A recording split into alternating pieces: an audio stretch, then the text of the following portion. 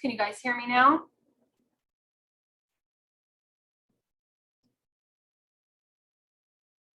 Hopefully you can. Okay, great. Okay, so before we get started, if you guys don't mind, pull out your cell phones and use your camera and scan the QR code and take our survey for us real quick. We're going to do a little bit different this time. We're glad you're here.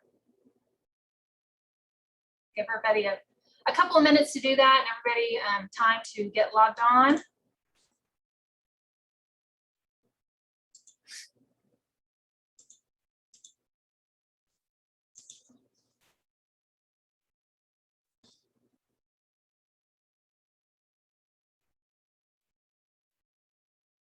And also, if you guys are watching it as a group, if you want to send me an email, if your manager or director, whoever's watching with you, send me an email at cass.ring, R-I-N-G, @okstate.edu. Just send me a list of who watched it together, and we will get you certificates. If you registered, we will send a certificate to the person who registered and logged in, but we won't know if you guys watched as a group. So if you can send us that email, we will get you certificates.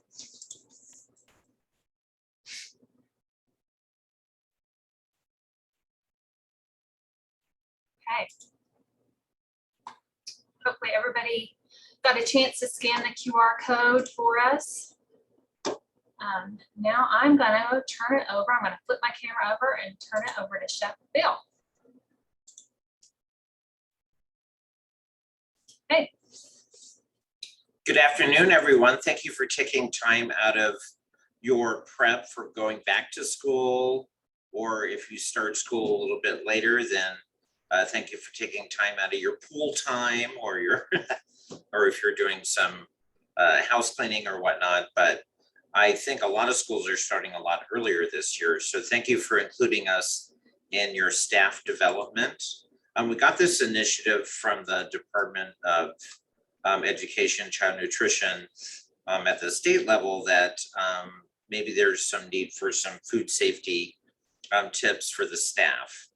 Tomorrow, my partner in crime, Miss Callie, who usually is here as my sidekick, will be doing something focused on the managers, but you are more than welcome to sign up for that as well. There's only going to be just a little bit of overlapping, so you can kind of get a perspective from her as well on the kind of the manager level and the importance of food safety. So, but the first thing we really always like to talk about when we're talking about food safety are the numbers, or the kind of costs that we as cafeteria workers, or even if you're working in a restaurant, can help to prevent. So a lot of these costs can be prevented by doing three major things: time, temperature, cross-contamination, and personal hygiene. But we wanted to show a slide of the numbers. $15.6 billion are spent on foodborne illness, and 1 in 10 do get sick. How many people have had food poisoning? How many people enjoyed it? Hopefully hands down like this. But the one figure that I thought really good in this particular graphic is that 1/3 of the people that are succumbed to foodborne illness are children. So we don't want to see little Johnny or little Susie suffering from anything that we could have prevented through time, temperature, cross-contamination, and personal hygiene. Can you say that 3 times? This is a trifecta. So we really want to today talk about how we can prevent those things. When I was doing a training for Project Fresh, focusing on farm to school, there was a gentleman from the state that said there was a listeria outbreak just this year in Colorado, and it cost $1 million per hospital visit.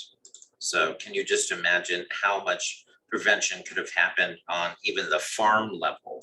So we can trust most of our food vendors, but as long as we can learn how to inspect things and how we can even prevent things from even happening or being served, that is the best thing that we can do. So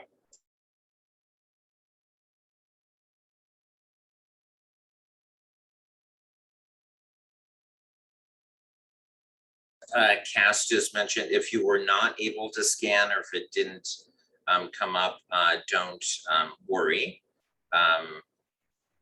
Those that did. So you will still get credit. How about that? You don't have to do the survey. So, but thank you for wanting to be a part of the survey for sure. So again, causes of foodborne illness are time, temperature, cross-contamination, and personal hygiene. So we'll talk about time, temperature first. And this is a great graphic. We will have these resources. Cass will send it out to you via an email, these attachments, and some of these really good graphics. And the danger zone has been in some little debate of exactly what it is, but we're going to go with this particular poster where it says 40 to 140. Sometimes it's 35 to 141, sometimes 41 to 140, but we'll just try to keep it simple and go from 40 to 140. So that is where bacteria grows. It's most prevalent, and it needs time, and it needs temperature, and it needs moisture as well. So that is where we don't want to have our food put into that danger zone where the bacteria grows the most prevalent. So we wanted to get it up to 140 as quickly as possible, and then we want to cool it down as quickly as we can as well. So internal temperatures, 135, 145, 155, 165. This graphic is great because it breaks it down to 4 different categories. So 135, 145, 155, 165. It's pretty easy in increments of 10. So 135, we're looking at cooking vegetables to that point. Any type of commercially processed ready to eat food. We want to get it there from our scale. We want it to be 140. 145 whole beef and pork. 155 ground beef, fish sticks, any processed meat that we may get from commodities or our processed commodities. And then of course 165 for anything that has been reheated. It's okay to serve leftovers, just make sure it's cooled down and then heat it up to 165. And then any raw poultry or raw stuffed beef or any stuffed pasta, those types of things. So this is a great graphic because it's very simple for you to do. But if Cass can come back to me, and I'm going to show you how to check temperatures. So this is our first time that we're doing this webinar. So hopefully you can bear with us if there's a little bit of just a little bit of lag time that happens. But I wanted to show you, let me practice correct food safety. I hope all of you had a great summer. I had a nice time doing my thing, skill development and whatnot. So when you're checking the temperature, something that is flat like this, our tendency is to go in from the top, but the best thing to do is go from the side. And then you put it in there for at least 15 seconds. And what temperature should this be at? Exactly 165 or above. We want to get it close to 165 as we can. If it's just a little bit under, remember there's a concept called carry over cooking. So it will carry over, and if you're going to be holding it for more than maybe 30 minutes or something, the temperature will increase, but only about 5 degrees or so. So rule of thumb is good, 165. Just do not overcook it to 212. It may start boiling. So I do see some people like put 3 of these patties together and try to do that, but it's best just to take a sample from the sheet pan that you're cooking from and just go from the side. So that's the best thing to do for that. So that's how you cook chicken. And then of course we sanitize. or we take another thermometer. And if you're taking stuff and you're receiving it, or maybe if your freezer goes down or something's on the blink, instead of piercing frozen vegetables, it's best just to put it on the side like that. Hopefully you can see that. And then wait for 15 seconds and you'll get a pretty accurate reading. So you're squeezing it a little bit like that.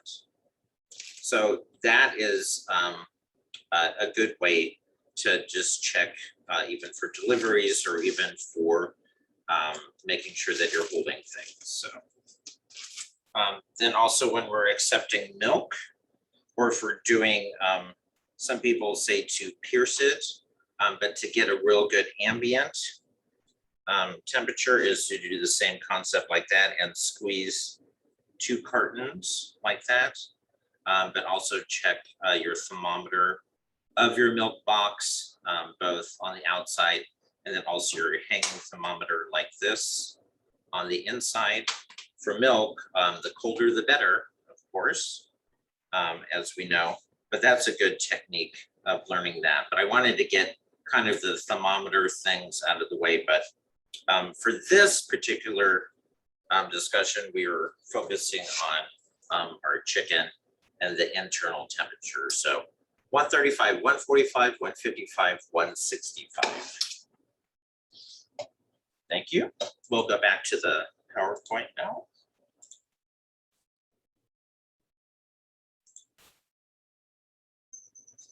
So you saw me demonstrate with 2 thermometers, but I will show you in detail. So this is a digital thermometer. This is pretty common. And then this is a bimetallic one. You may have both of these in your kitchens, or you may just prefer one over the other.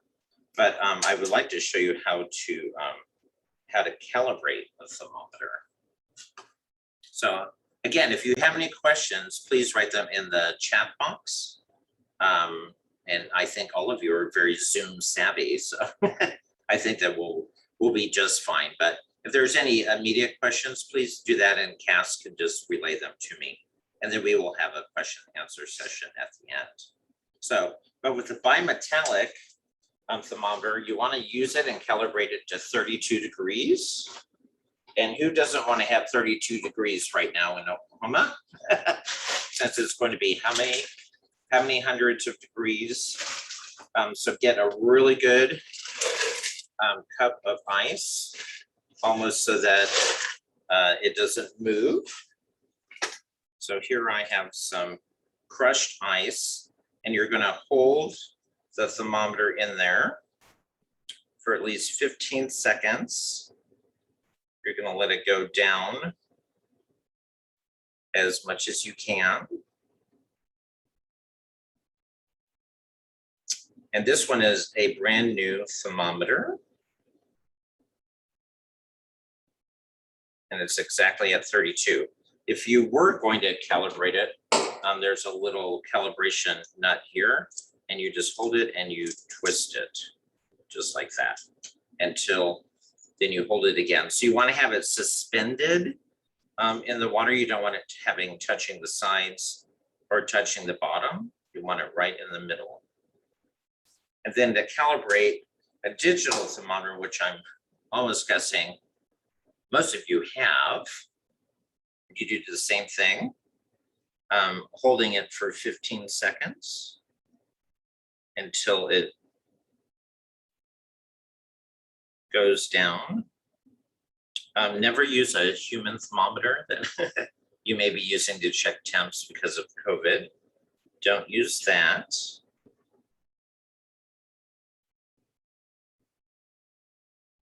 And this is a personal thermometer of mine, so this is a good lesson for me to learn.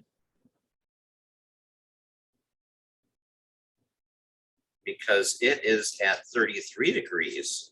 So in order to calibrate it, you hold this button here, or hold on to your instructions, or we do have access to the World Wide Web.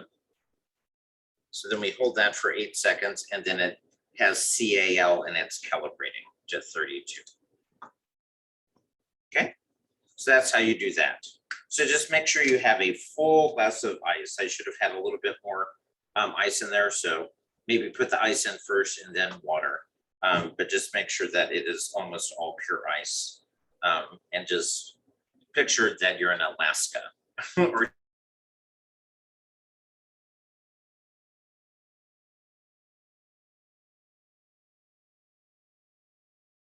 this is the same as a food handler's license. Unfortunately not, because each county, we have 77 counties in Oklahoma, they have different rules and different regulations. But this is a good glimpse just in case of if you need a little refresher.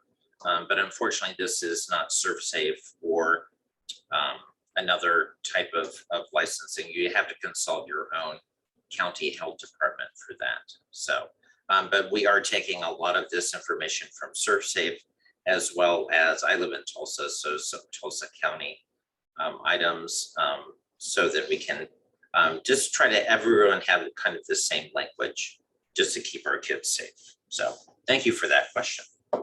So that's how to calibrate a thermometer.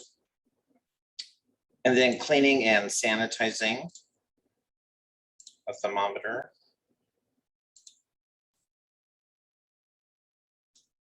So cleaning and sanitizing. This is something that I learned way back when.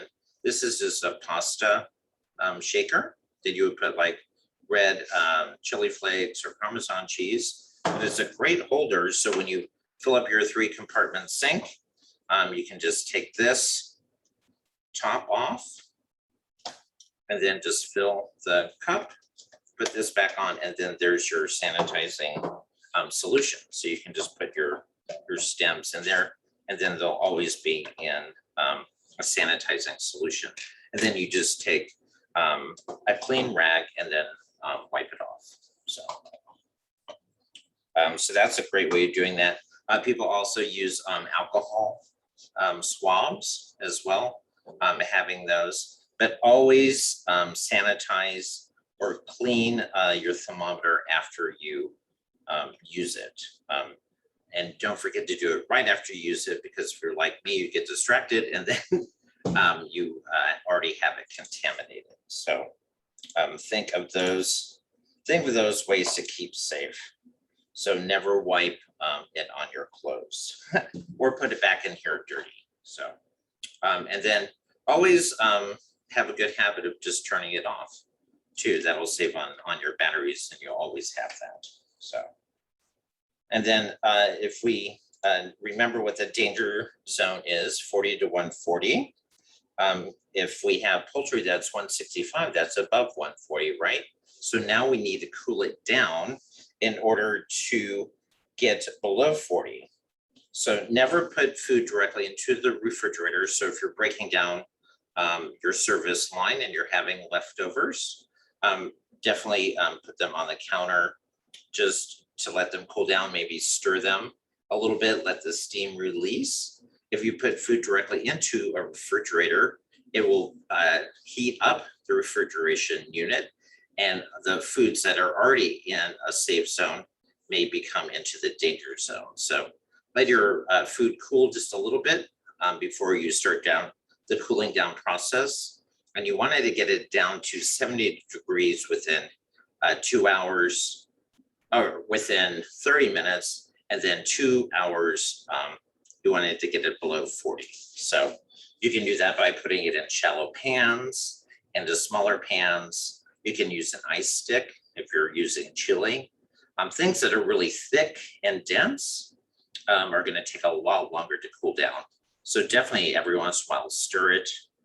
Even if it's in the walk-in or in a reach-in, just make sure that you're letting the steam release. So any questions on the cooling down process? So always loosely wrap it if it's part of your standard operating procedure to label things. You can loosely wrap it. You can also put a little slit on the top, especially we kind of leave maybe within an hour afterwards, so we're not going to see it cooling down all the way down to 41. So put a little slit so then the steam can go out. So, okay. Here is a great slide for refrigeration for safety. So I've seen this being, I won't use the word abused, but maybe not educated enough.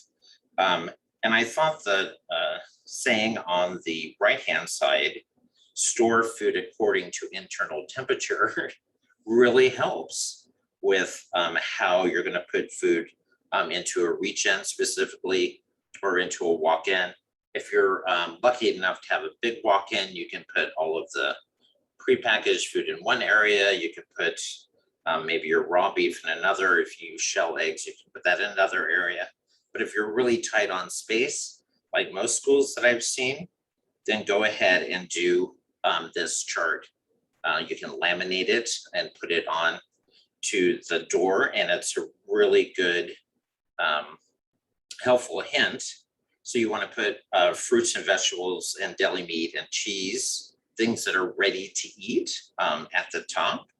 And then you want to put your cooked stuff on the next section. So that's 135, right? And then 145 is your whole beef, pork, and if you have seafood, then I want to come and have lunch with you. But 145, and then 155, you put raw ground beef, raw pork, fish, if you have that. And then anything that is, then you put your eggs, and then any raw chicken or any stuffed beef that has not been cooked, or pork or seafood or stuffed pasta which has not been cooked, you put that at the very bottom. So always make sure, again, that the ambient temperature, this one just fits right on the shelf. That's a good one. You can have temperature probes that are in there.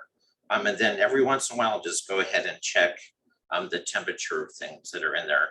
And that can help prevent any type of foodborne illness potential. So another good thing is having a maintenance schedule, cleaning the coils of the refrigerator, maybe have that right before you go on fall break, have it right before you go on Christmas break or holiday break, again in spring break, and then summer break.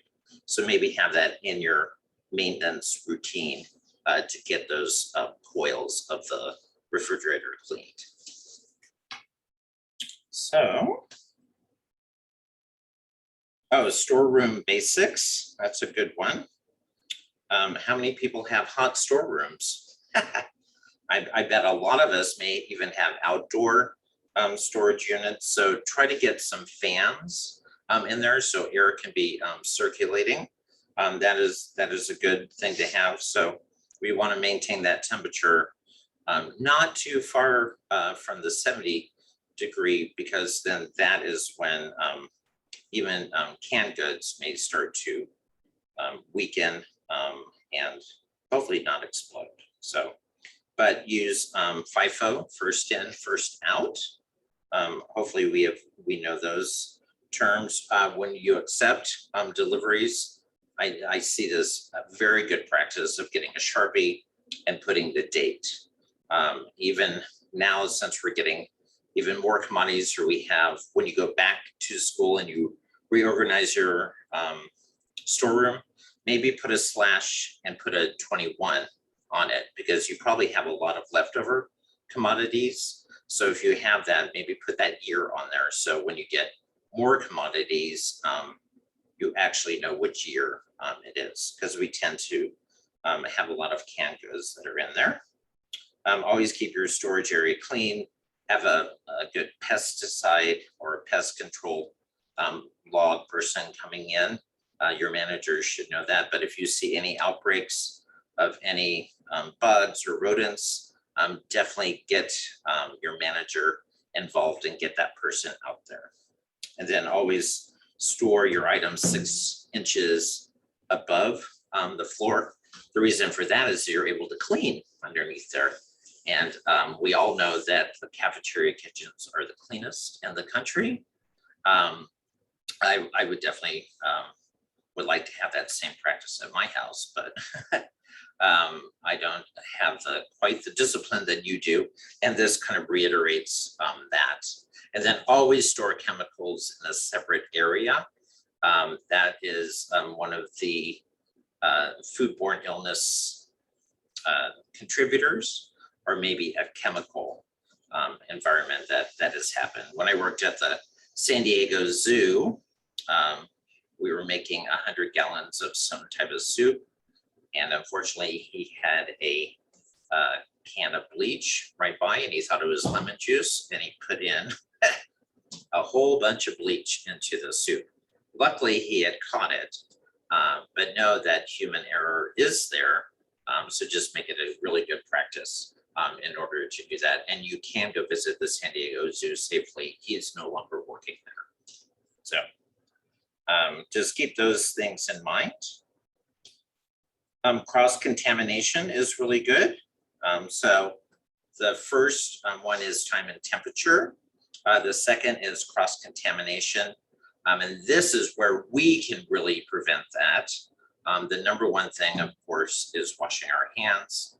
The number two thing is making sure that you're working in a very sanitized area.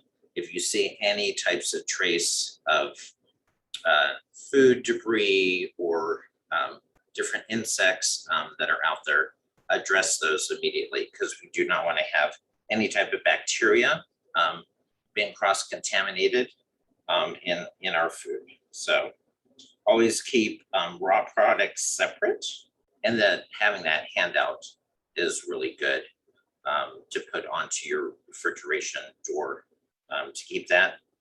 Use color-coded cutting boards, or just have one type of activity done per cutting board, and always have a sanitation bucket nearby. Even if you use it, try to switch it out every 2 hours. Like if you do your morning prep, you go on break, go back and get a fresh thing of sanitation solution. So, and never place cooked food on a plate that held previously held raw meats. How many people do that when they barbecue? Not anymore, right? Because you've taken this class. So, and never use marinades on raw food unless you bring it up to a boiling point.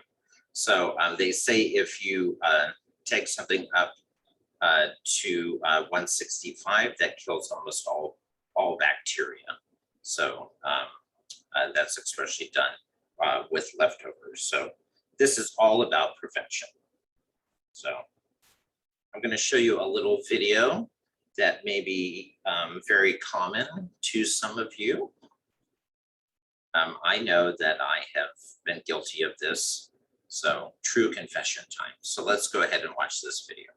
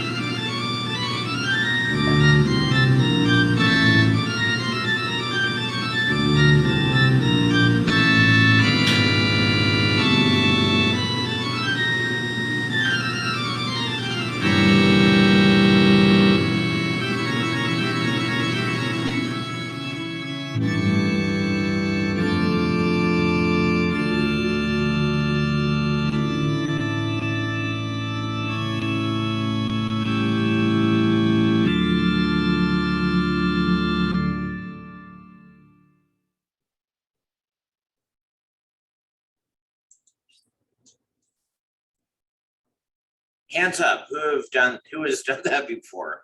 I can relate to her so much. Sometimes we get in a rush. Sometimes we feel like what we're doing is clean.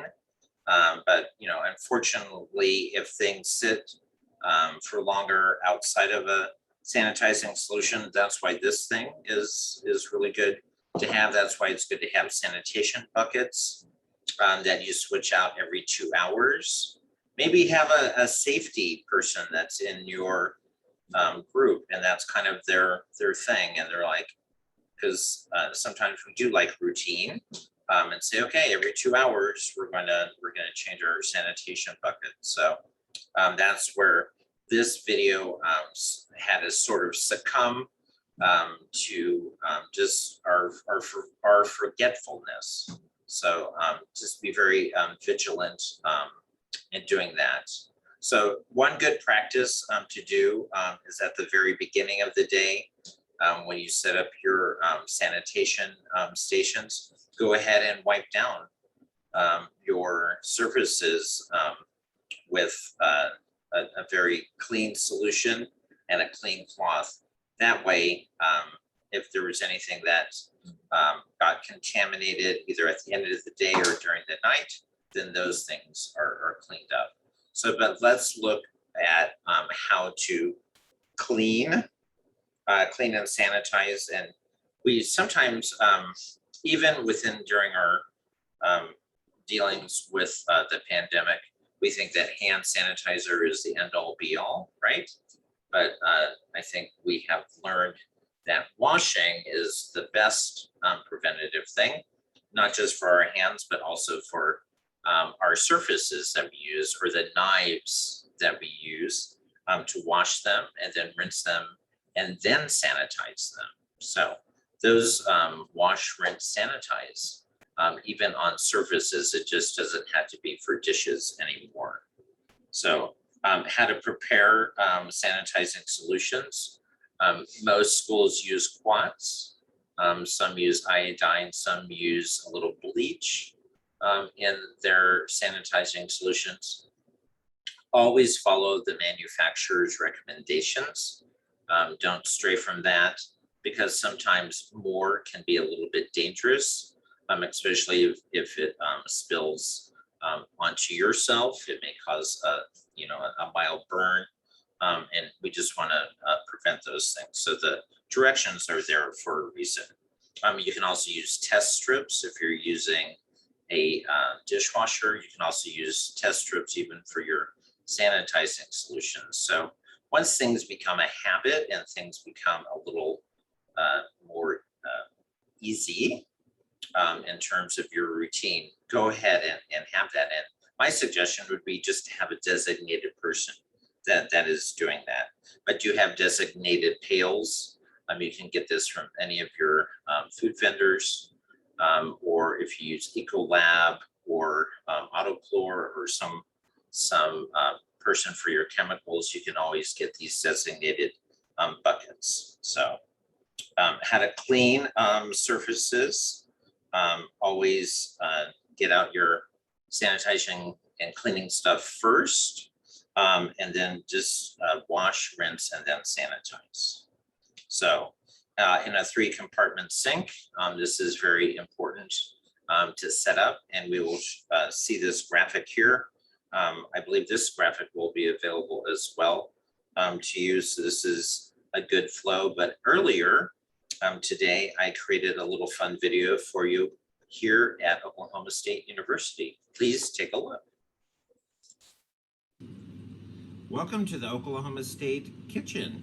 I want to talk to you about the 3-compartment sink, how to set it up.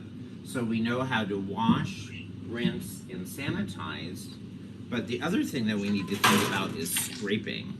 So this is a great way to use your speed rack if you have an empty one, to organize your pots and pans. So this is a very small area right here.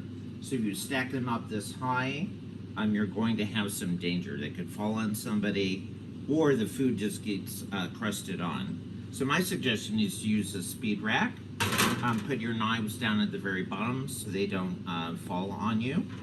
And then just gently scrape. As soon as you do it, we're all kind of in a hurry all at one time. So this is a good way to organize it, but use your scraper to scrape into there. So manufacturers have different concentrations. At Oklahoma City or Oklahoma State, they use Ecolab. So we're going to fill our sink up to the water line, which is here. And we're only doing it halfway today just to conserve water because we're not actually cooking today. So fill up your sink with a concentration. They usually have a nice poster over here of how to fill up your sink. So it should be 110 degrees. And then remember, only fill your sinks only when you really need and you're starting to wash, because your temperature will go down. If you go above 110, that's totally fine. And then when you're rinsing, it's the same degrees, 110. If you use Ecolab, they're using a quart system, and that's all done by parts per million. So follow the manufacturer's directions. The one thing when I was a general manager is that people would fill up their sanitation directly from the hose, but that is not the correct way to do it. The correct way to do it is let it fill up, then everything is combined, and then dip your sanitation bucket in there. And for quats, it's 70 degrees, which is great because it's room temperature. If you don't have a chemical sanitation, then you have to have hot water, and it has to be at least 171 degrees. So just a real quick recap. Get yourself organized, set up for success, because who likes to do dishes? Well, maybe a professional dishwasher does, but I don't. So set yourself up for success. Put your plastic up there. Put your pots and pans here. Your skillets down here. Don't forget to scrape, right? But if you're a really good cook, these should always be clean anyway, because you want every last thing out of there, right? And then don't forget, so scrape, wash, rinse, sanitize, and then air dry. And then we have another speed rack here where we can put perforated pans and let everything air dry. Don't try to use rags or even clean towels, because that spreads contamination. So, happy cleaning. Well, welcome back. Did anything of that, again, if you have any questions, please put them in the chat box. So I mentioned that we did time and temperature. So that means storage, that means cooking, that means receiving food. And then we did cross-contamination. So that's all about more about what we can do in terms of the food flow in order to make things very safe for our environment. And the last thing we want to talk about is our personal hygiene. So we have learned how to wash our hands properly, but this is a great graphic from Iowa State University. Just breaks it down into graphics to wet your hands, then put on soap, wash, rinse, a disposable towel, and then turning off the water. So there are some 5 myths of hand washing that we may have run across during this pandemic. And even in our own hand washing, is that very hot water is necessary. In fact, very hot water can be dangerous because people have different skin sensitivities, so there could be a minor burn that happens. So it just has to be warm water. Antimicrobial soap is necessary. That is not the case. Cloth towels were fine to dry hands. What we saw in our little video with the wonderful lurch type music, that it does breed habitat for bacteria to grow. And then hand sanitizers are as good as washing. Hand sanitizers are good at a pinch or after you wash your hands. And you only need to wash after using the restroom. That's not the case. There are many other things. Anytime that you even touch, it doesn't have to be your own personal environment. If you touch like a raw egg or something like that, go and wash your hand. But I did come across a really fun video that if you would like to share with your teachers or with some back to school events, it's a very cute video that I think that kids can kind of get into, and I hope you enjoy it as well.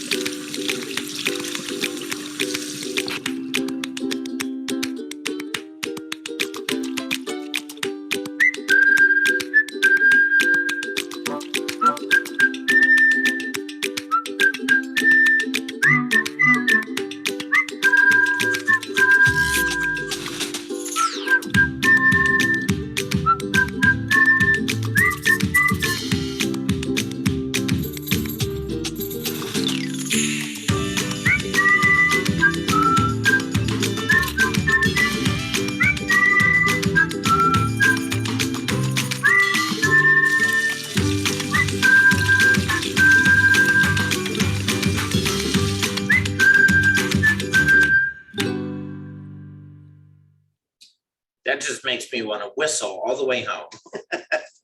So that is a very cute video. It's on YouTube. I believe it's on YouTube. But you can email Cass and she can send you the link. But all of the schools that I have visited, oops, it's okay. We went on to another video and it seemed like it was very tranquil.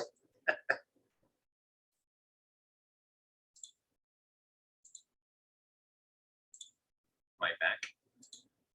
Oh. Yeah, you're back. Okay.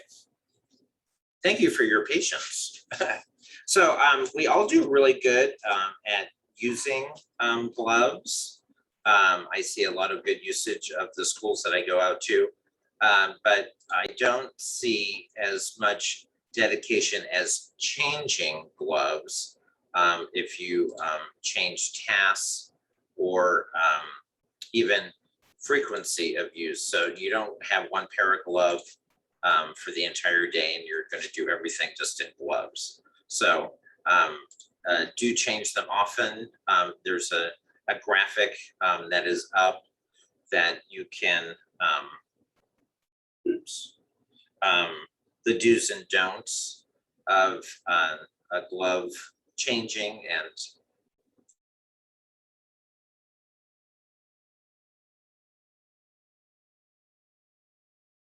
at the end, the hand washing video. Okay, it'll be nice while you're doing your survey for us. It is a good video, so thank you for letting us know that. But in order to remove your gloves, you want to do it so it's inside out. So then these contaminants, potential contaminants that are on the outside are actually on the inside now. So always have it so it flips in like that. And you do it the same with that. And then especially if you're dealing with raw food or if you're going to a different activity, it's a good practice to go ahead and wash your hands again and then re-glove. Just don't throw these away and then put on new gloves. Either even at the very least is to sanitize your hands just to prevent that even trace of cross-contamination.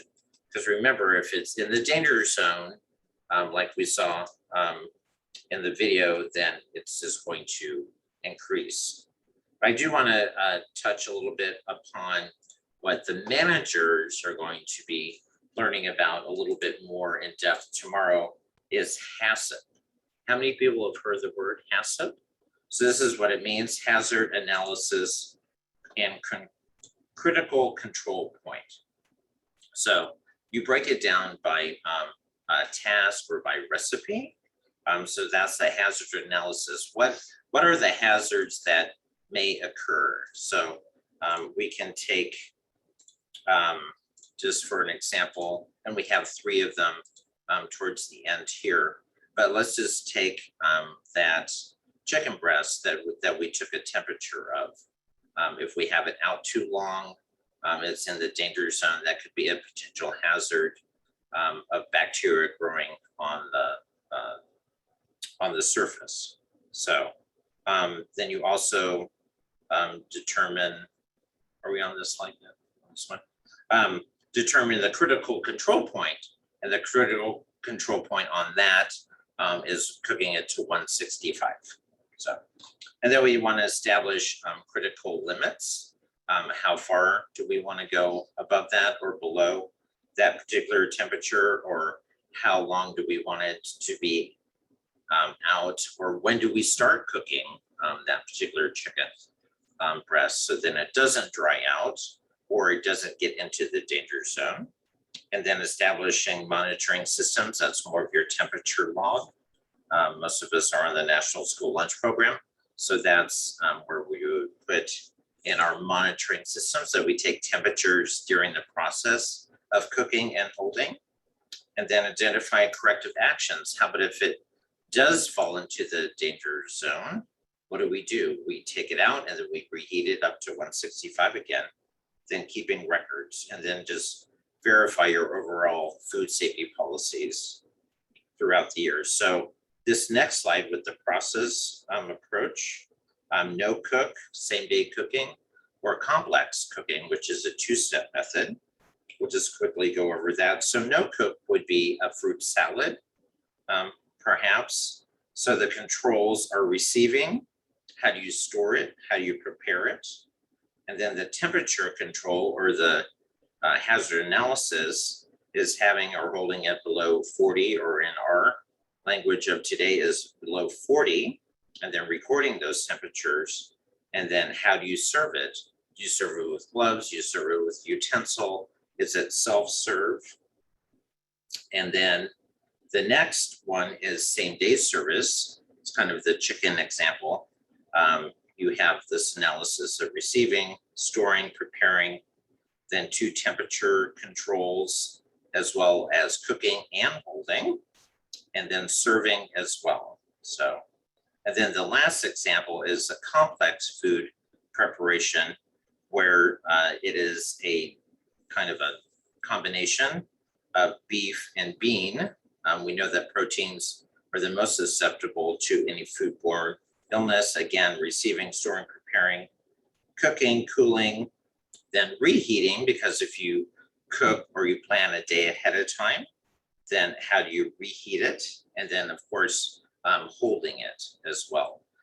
The most efficient way of holding food is actually using your steam table, not just as dry heat, but actually putting in a hotel pan and putting down a thin thing of water and using that for a very even heat, not just radiant heat from the dry, but you're actually getting the steam heat.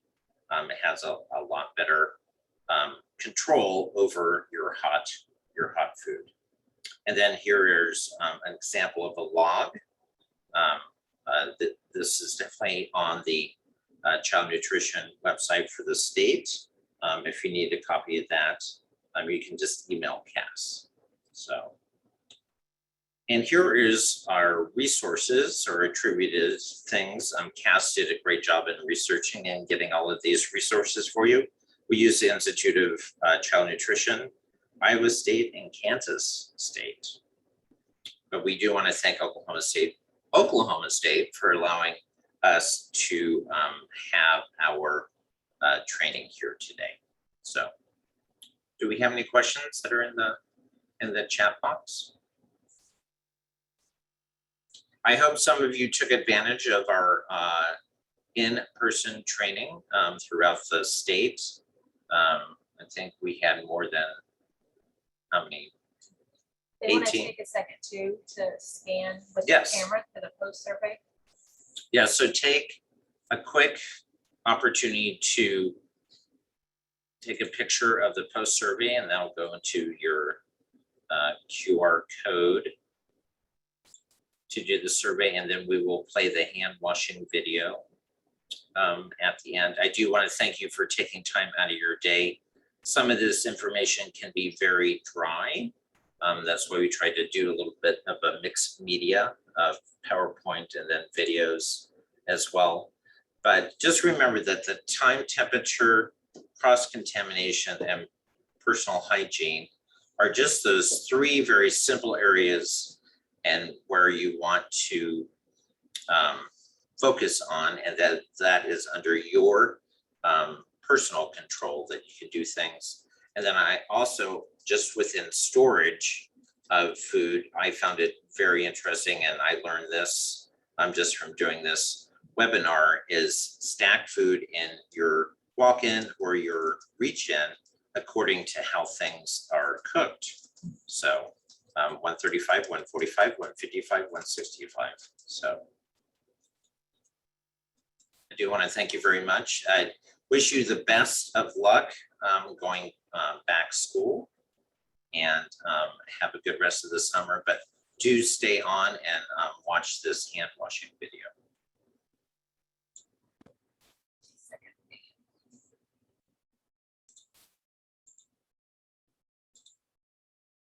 And go Pokes, go Sooners, go Golden Hurricane. Enjoy the video. Okay, let's try this again. Yes.